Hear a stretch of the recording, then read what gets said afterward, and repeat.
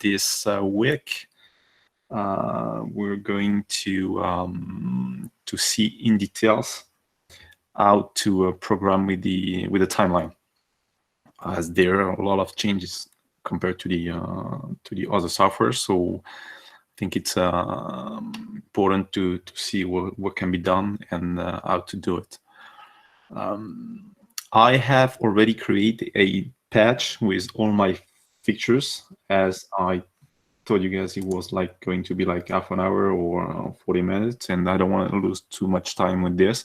I will come back later on a third seminar on the patch and how to set up your lighting features into the DMX universes, and how to set up the 2D drawing. But so far today we're gonna see how to program scenes with the timelines. So what do we have? As I said last week, and I can do it again this week, there are like there is like the builder screen where you're gonna patch the devices, but where you have to create your show is this tab, those two tabs, selections and mappings. There is a possibility to either create a scene using the simple selection tool. So you can select your devices just with the mouse like this, or with a different tool available, or use the mapping, and so you can create like virtual areas where to play the sequences. So let's start with the selection one. This is mainly for basic programming. We usually use that for like pixel, simple pixel, like basic block. As you can see, there are some pixel effect as well. It can be assigned to the selection. So and then the mappings are more for everything that you, in fact, it's in the name. This is really for to map your different effects to the selection. So let's start with the selection. And first of all, we're gonna see the different settings for the timeline.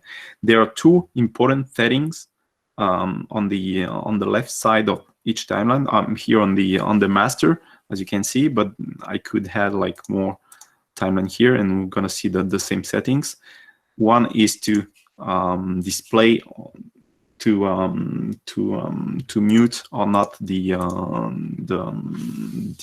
selected timeline, if you ever wanted to not play that timeline on the scene. And the second one is to lock, just to avoid editing the mistake and editing the timeline and have any mistake done to your programming. So those two important settings are on the left side of every timeline. So you can see I can, for example, lock this one, unlock this one, or whatever, like this. This is an important tool, and if you're used to program with any timeline-based software, they all have the same feature.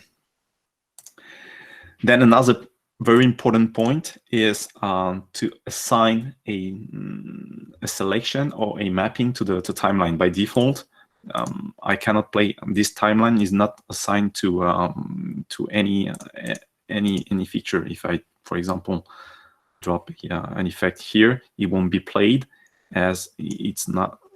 Let's do like this simple one, for example, simple basic color. It won't be played inside on my lights, as I haven't assigned it to any lights. So to do that, you have to, on every single timeline, you have to right click on the timeline name and select selection. So you can add like the current selection. I haven't made any selection here, so I better stop with this. So let's do, for example, this selection here, and if you press right click, selection and add the current selection. You can see now that I'm playing the green static block on this selection, and this will be the same if I wanted to add, like, for example, only this part of the matrix.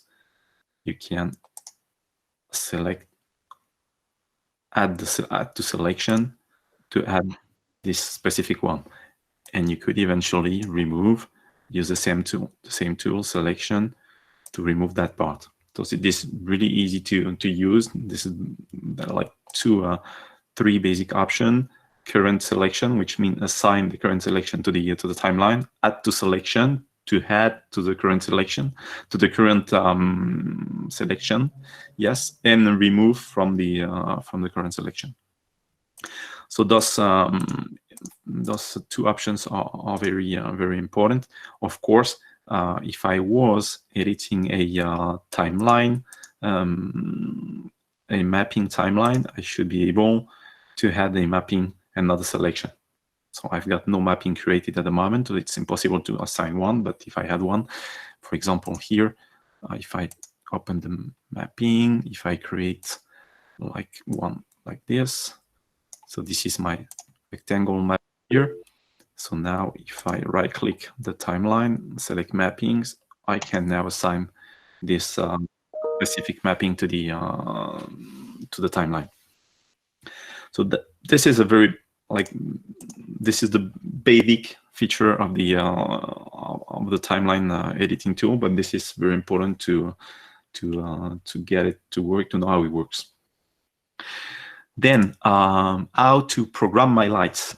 There are like a couple of options to add a new block, because this is what we're gonna call it. This is called the block, a new programming section into the timeline.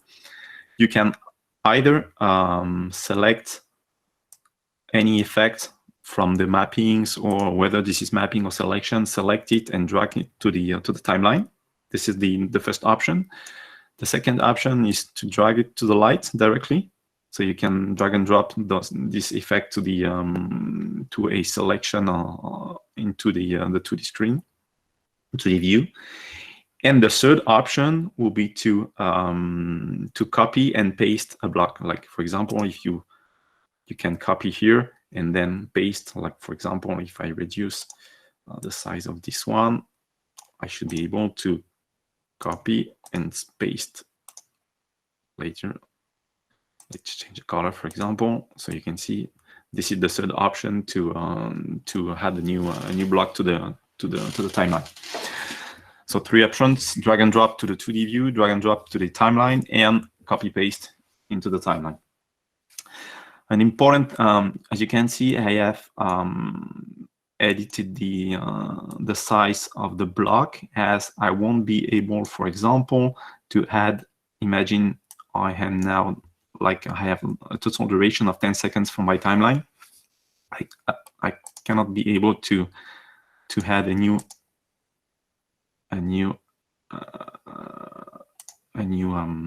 block here. I need first to extend the duration of the timeline. So you can do that, for example, by moving this black little button here, so you can extend the duration. So, for example, if you need like more 15 seconds or whatever, you just need to modify this. I think you can also edit the duration here, or like if you want 20 seconds, okay, you can edit the duration here. As usual, like this properties tab is available for every selection. So for the scene, for the timeline, so different options will be available every time you select something in the software. But this is very important to look at this tool.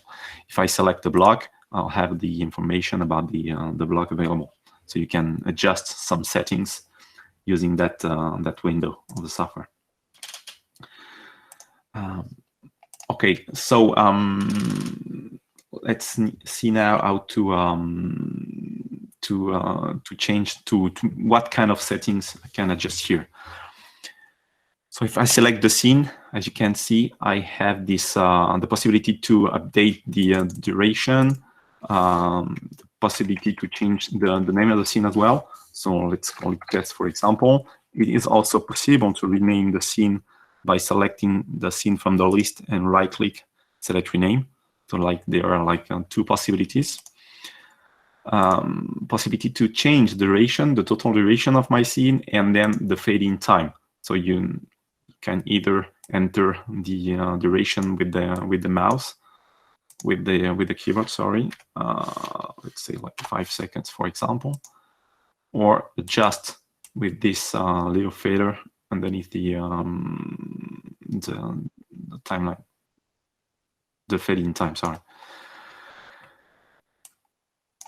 So there are like those options for the scene. Now let's see the timeline itself. There is only in fact one properties at the moment, which is the blending, the kind of type of blending mode you want to assign to this specific timeline. Remember, blending modes are used to combine different layouts, different layers of timelines. We're gonna see this later, but this is really an advanced feature. It's important, but this is not the first thing to do. And then regarding the block, there are like a couple of information here. So the duration of the block, the start time, end time, this can be adjusted as well. So you can see, like if I move my block, I can adjust the those information. Fade in and fade out, like with the scene, but we can do that for every specific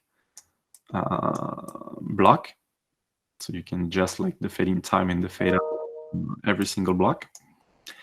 The loop number is the allows you to change the number, how many times like this effect is going to be played within this specific scene. So like, for example,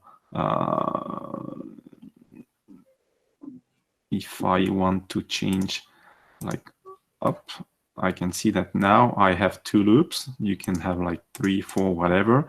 It means that this is not how many times we played in the scene, but within the block. Sorry. This is, as you can see, it doesn't affect the entire timeline, but the block. So which means that in fact my block here would be 4 times more, like 4 times faster than if I had like selected one loop only. This is a basic way to accelerate your block.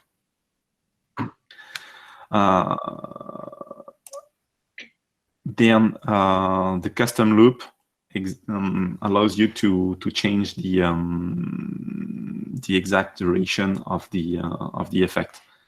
So this is it gives you the possibility to drag and drop to modify the duration using the by drag and dropping this little arrow, which is on the top of the block. So if you adjust from left to right, you can add some new loops.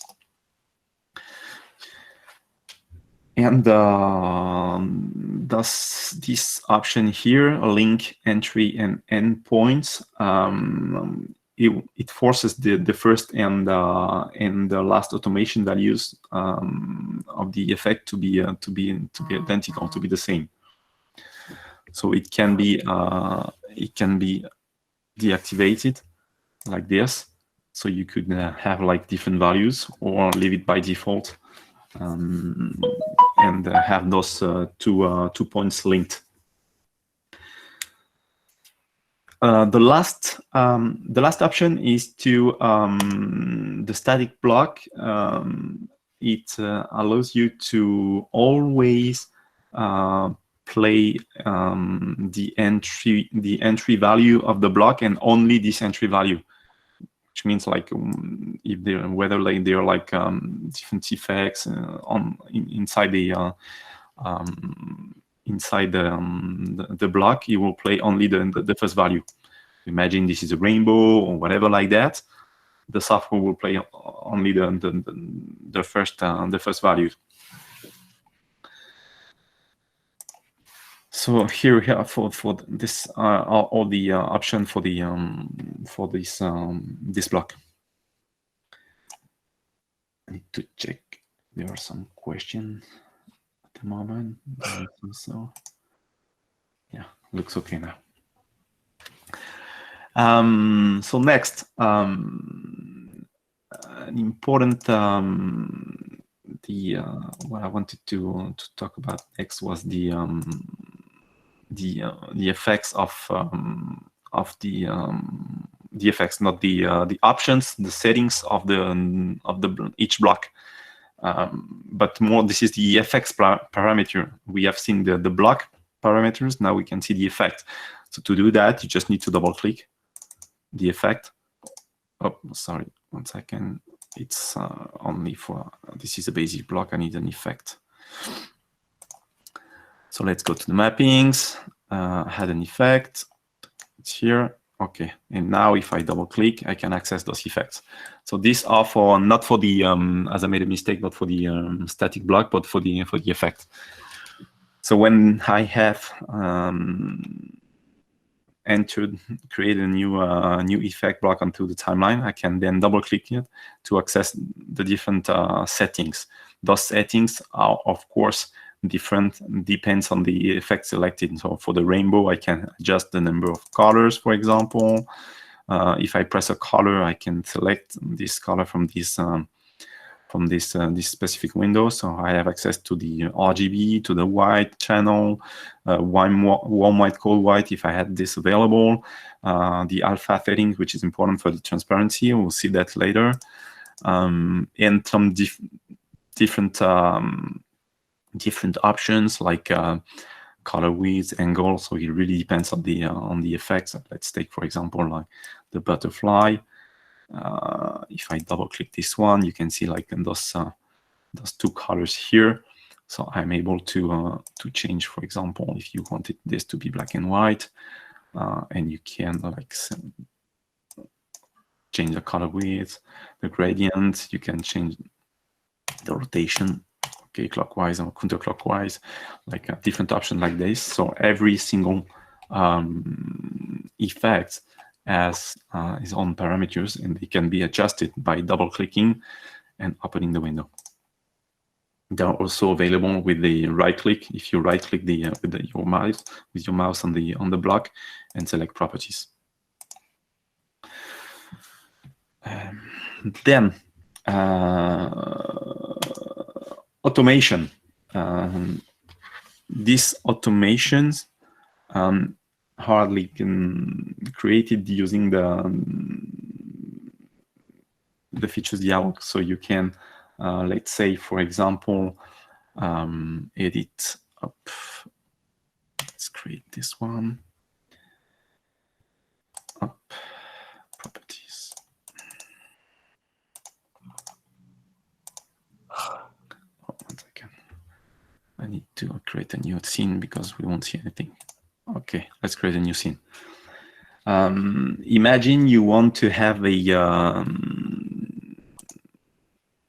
rainbow effect played here. Remember, I can drag and drop into the timeline or directly onto the view or directly to the timeline. So if an easiest way, the fastest way is like this. So the software has created the timeline for me. So if you press now, you can see it's played. It's being played on the totals on the effect. And now I can add some automation with this this little button here. So if you press the button, this is here the place where you can create those automation. Let's say, for example, you want to add a colored automation dimmer. Dimmer is imagine you want to add some new points, some new curves to the to update, to have the dimmer change following the time. So if you want to add a new point, you just need to double click And then this is my the new point. Look, for example, I could go from 100% to 0 and then go to 100% again. This is possible with the dimmer. You can use the phasing as well. The phasing is the possibility to play like the effect on a slightly different time for every feature. So if you wanted, for example, to delay the effect, to create kind of wave onto your devices. And this is the same. You just double click and add new points to the effect, so you can have it like to 0. You start from 0%, then you can adjust from directly with your mouse. Opacity, very basic. If you want to, let's say, to have another timeline. Remember that timeline are, if they are playing effects on the same features, it will be possible to see only the timeline that is on top. They work as different layers, so the timeline on top of the other one will be played, will be visible. So imagine here I had like a different timeline. I could only see this one playing, but you can adjust the position by clicking and dragging and dropping using those 3 buttons here on the left. But if I play with the opacity and change the opacity, I'll have the possibility to update this. And imagine, for example, you want this timeline number 3 to be visible after 2, 3, 4 seconds, and you could adjust the opacity of the of this one, of the one on the top, to make sure like timeline with lower position will be visible, and so on. Like, for example, we can do something here to do that. Okay, let's remove this. So imagine I have a new timeline here with a different effect. Let's select, for example, the Knight Rider. Okay, come on. I need to create the selection first. Sometimes I forget saying selection at current selection. Okay. And now let's create yeah, Knight Rider. Come on, why I can't move it? Okay, it wasn't selected. Oh.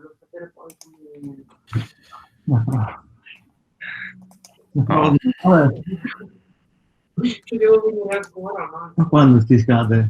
Domani? Oggi? Delete. It was a selection timeline and not okay, mappings, rectangle. This was a selection timeline and not a mapping timeline. So Knight Rider, here we go.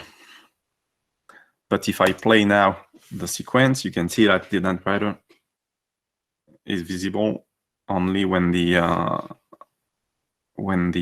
opacity gets updated. You can see here. Okay, if I wanted to do it, see this a bit more, could do that. And if you come back to the beginning, okay. So this is a simple way to merge timeline and have them visualized at the same time. So to create some fancy effects. It's always good to be able to we won't be able to have like millions of effects to the software anyway. So it's very important to offer this possibility to merge and combine effects together. This is one of the possibilities using the opacity. We can use the blending types as well, and we will see this option later. But it offers many possibilities. So this is done here with the with this opacity automation. There is of course the possibility to add more points. When you double click you had like more points, you can drag and drop, left, up, down, left, right. And an important option as well is if you right click to the transition between 2 points, there is the possibility to change the kind of transition. So by default it's linear, but you could select it like for example I'm not even sure which one. Up, this one, okay. This one is not funny. Let's create, for example, okay. So you have like different options, so you can create some curves instead of the linear transition between the points. Elastic, what is elastic, for example? Okay, so you've seen this one. So there are like a couple of different possibilities. Oh, guess I had here. Yes. Okay. So this is how you remember: double click to add new points and right click to modify the transition. And all those different options are available. According to most of the time, you're going to use the standard linear transition. Okay, then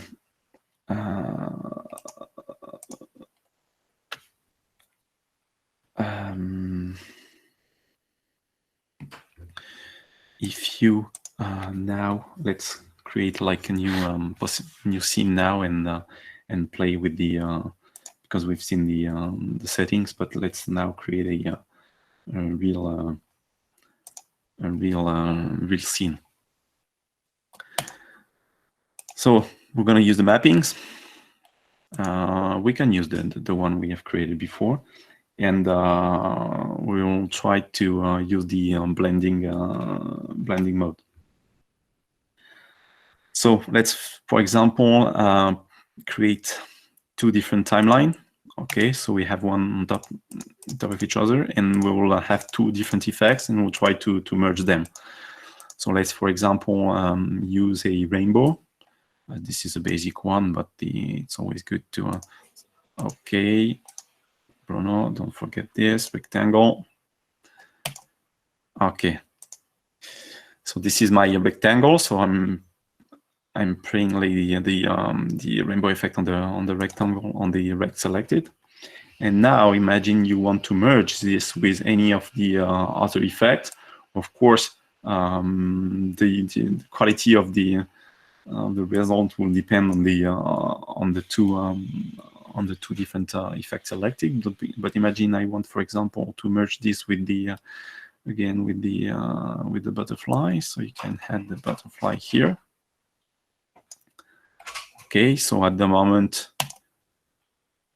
the butterfly is below the butterfly timeline is under the other one, so it's not being played. I should select rectangle first anyway, but you can see that I cannot see it. But with the blending mode, I'll be able to do like something very cool. So let's, for example, put the butterfly on top of the rainbow. So you see now I have only the rainbow. For example, select like a different color, like press white. Okay. And now imagine you wanted to play the rainbow on this on the white part of the butterfly. Then you have to, you see like that. You have to select a blending mode. So I'll select the timeline and remember the properties. So if I select the timeline here, you can select, for example, dimmer. And now I have assigned a dimmer blending effect on the butterfly, and I'm able to, as you can see, play the rainbow on the white part. So this is the an idea, but of course you can discover your other blending type by playing with them. Any questions so far? Because I haven't checked the text at the moment, so I don't seem to be like no, it seems to be okay. So this is a way to do like to do a programming, but we can do like something different now. So you remember this blending, but there are other ways to merge like the timeline. So let's create a new scene again. And now, for example, let's create a selection timeline. Let's play this on the matrix, put a basic block. Okay, let's say like a blue, for example, simple blue color. And now on top of that, or you can reduce like color, just like this. Press copy paste with a different color. Okay, so we've got like two colors. Okay, Bruno, don't forget to assign. I'm selected. Select first. Turn selection. Okay. So you can see blue. Of course, you can play with the fade in and fade out to have something like a bit smooth. Okay, let's play like 1 second.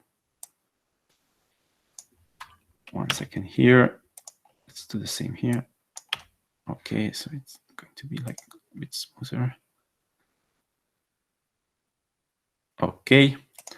So now imagine on top of that, we want to have something cool. So for example, we can go to the mapping, create a new mapping here only for this this matrix.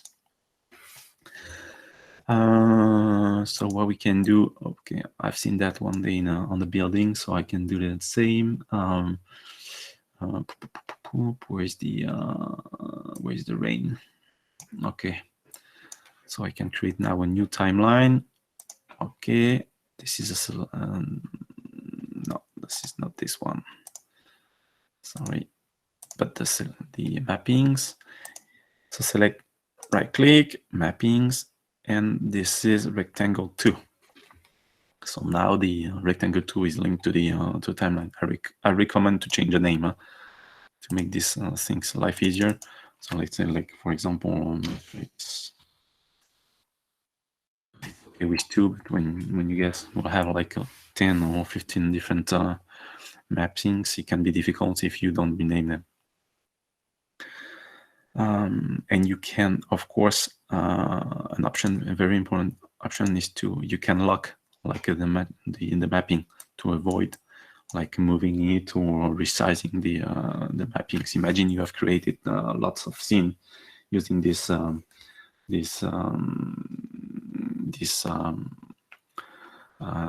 mapping. You could have a problem. Like imagine you just like move like by accident, move the mapping or whatever. I mean, your show will be modified. Sorry, I had to drink a bit. Okay, so now let's move this rain effect here. So you can see now if I play, I cannot see it, of course, because it's okay. I can see only when during the transition time, which is not what I wanted to show. But this is good. This is good as well, of course, because of the fading time, the fade time during this 1 second. There is a possibility to see the effects that is on the second timeline. But let's use now the let's remove this fade time so I can show you what I wanted. Okay, so now I'm not able to see the rain. The only solution that I will have would be to move this timeline on top, and in this case, okay. So let's now do one thing. We can adjust like this this rain, double click it, and imagine, for example, the black color here. There are like two colors at the moment, but I could add more, and also make the drop a little bit more visible by enlarging them. Okay, so you can see this now. So if I press the black color here to update it, I have the possibility to adjust with the alpha. So you can see the alpha here. By default, I can untick or tick. So if it's like that, you can now play. Okay, press OK. So if I play, you can see a bit the color at the bottom, but you can do it again. Properties, alpha, and if you put 0, okay, now you can see that I have the background. This is a simple way to change the background color by adding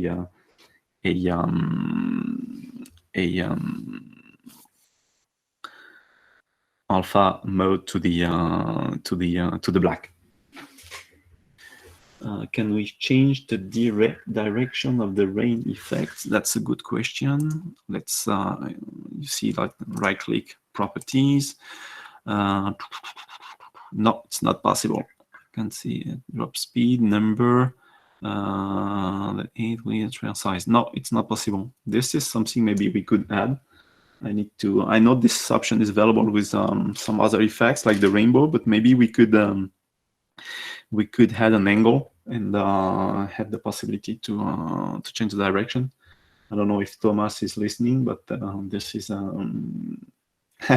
okay. So it's Thomas is here. He's here. Thomas is our developer, one of the ESA Pro 2 developers. So, but he's not working only for ESA Pro, but his main job at the moment is ESA Pro 2. So this is the guy you have to speak with for ideas like that. Okay. Good point. There is one thing I can do otherwise, which is also this. Let's unlock mapping. Oh.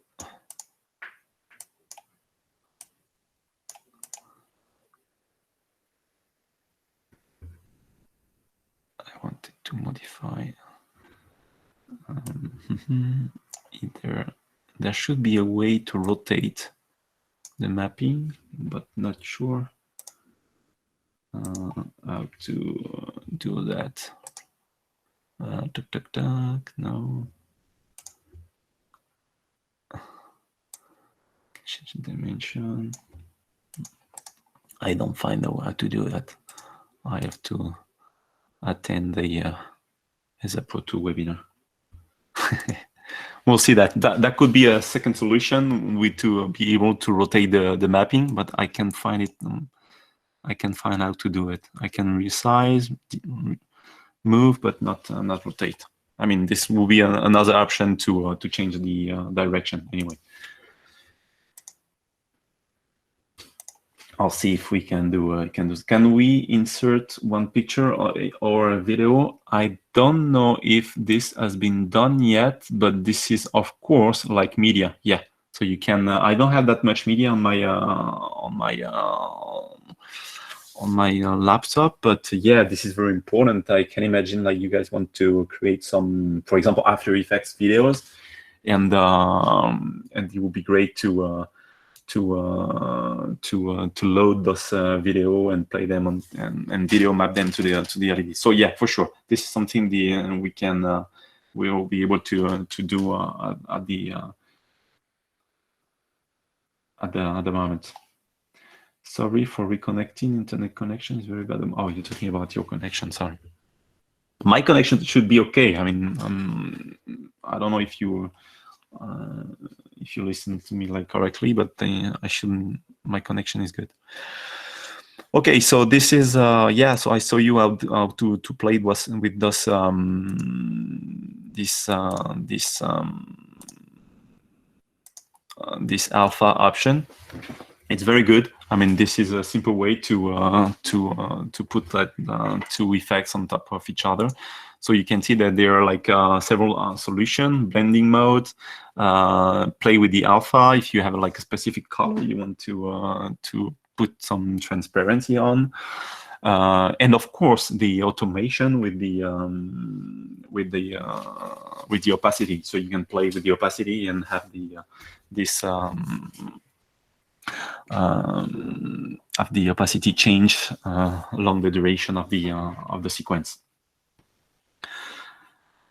I've done that with two timeline, but of course this is something you could do like with other timeline. I remember sometime I've seen in China some building facade with some nice, for example, animated. I don't know if they're GIF files or whatever, but you can have like some dancers, like black and white dancer, like two colors, and have them dance on top of a and put some transparency on top of the rainbow, for example. This is something you could do. You just need an animated GIF and put the GIF on top of the rainbow and play with the blending mode. But those options are very important, and this what is going to help you with the pixel mapping in programming. I guess we're almost done now. Let me check if I have forgotten something. I guess I'm okay now. So, do you guys have any question with the timeline? I guess you'll have to train now and play with it. But if you have any question, I'm happy to answer as best as I can. Thomas, let me know if I have forgotten something. I hope you had a good time watching this webinar. Any question? I can read a bit anyway if there is a question I missed. Can we change direction? I did that.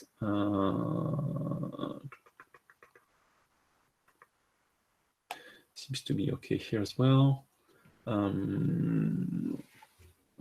Okay. I can confirm that the webinar is being recorded, so I haven't made a mistake this time. So you'll be able to watch the webinar later on YouTube. Will you do a webinar on the future on downloading to the device? Yeah.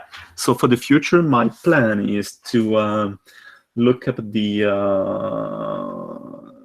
playing with the 2D view and the patch. So design your own layout, and then of course the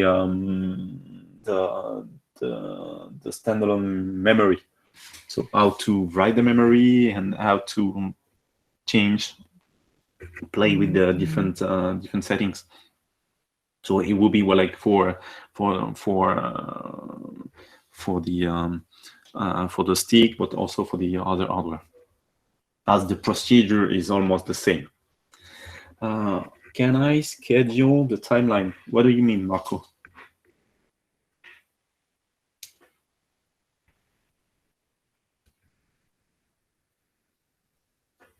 Data. Clock. Do you mean like start a timeline at a specific time? Is this the question? Well, what you can do is start a scene at a specific time, but not specifically a timeline. So yeah, you can, for example, imagine you want to play this sequence at 8 o'clock every day, whatever. this will have to be done with the from the standalone view of the software. This is one of the best. It's one of the most important difference with the old ESA Pro. You have to do that from the standalone tab. So imagine you want to move to the standalone tab, so it's on the top here. So you can press standalone, and so imagine you have like a stick D3, because this is what we talked about. So head D3. This is the D3 here. Let's select it, those scene, assign them.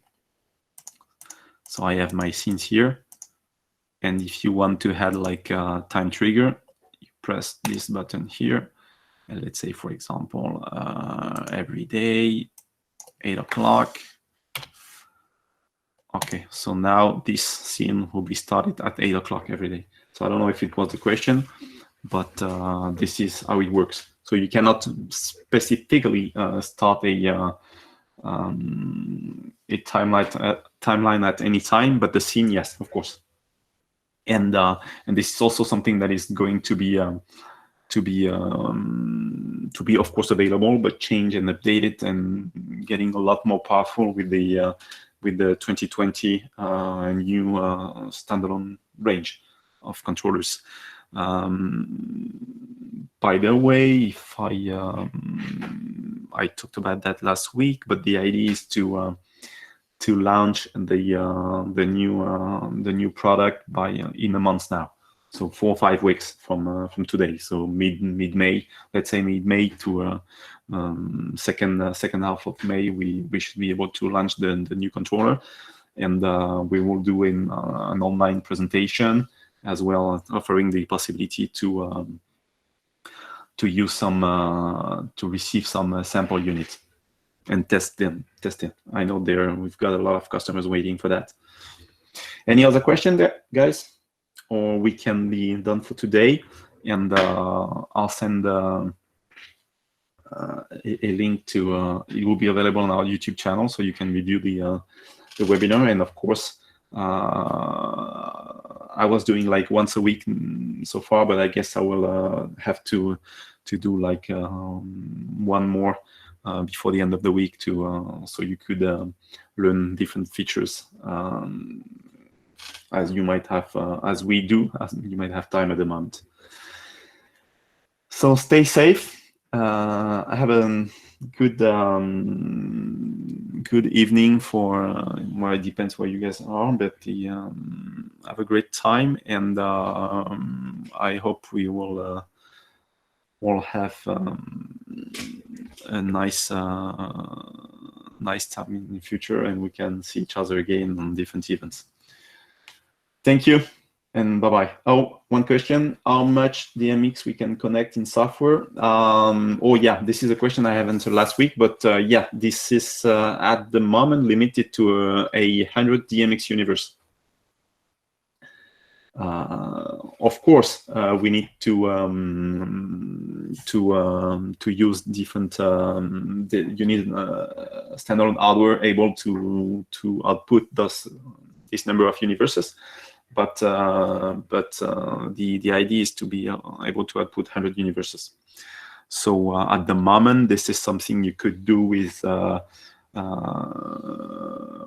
of our standalone device, as we are limited to, I guess, with the SLASA UE7, it's 2 DMX universes per unit, but you can control up to 30. I think this is 30 units of them together. So it's going to be like 60 universes at the same time, but it could be done. You would have to have here all your SLASA unit and have them synchronized by Ethernet. But the next hardware generation will offer a lot more universes and the possibility to output SACN or ARTNet as well.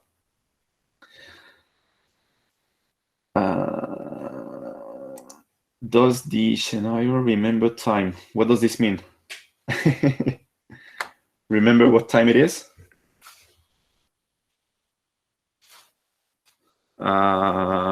Yes, but this depends on the hardware, in fact. This is something that is related to the hardware. For example, if you have like a basic LESA U9 without time, of course it won't be working. And regarding the new hardware, like the DINA DR1, for example, is coming soon with a new standalone engine. It offers a lot more possibilities, and one of the possibility is to imagine there is a power failure in the middle of the scene. The hardware will have the possibility to reload that specific scene where it was played. So imagine this is like a 1 hour scene, and there is a power failure after like 20 minutes. Then the hardware unit will be able to restart after 20 minutes and not start the scene from the beginning. I don't know if it was the question, Marco.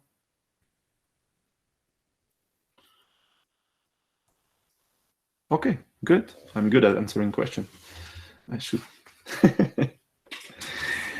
Anyway, thank you guys. If you have any question, you can always get in touch with your tech or usual sales contact, and they will get back to you, or email me, as you might have my email address anyway, so or Skype or WhatsApp or whatever you want to communicate with. Have a good day, and I'll talk to you soon and send you the link for the next webinar within a couple of days. Thanks, bye.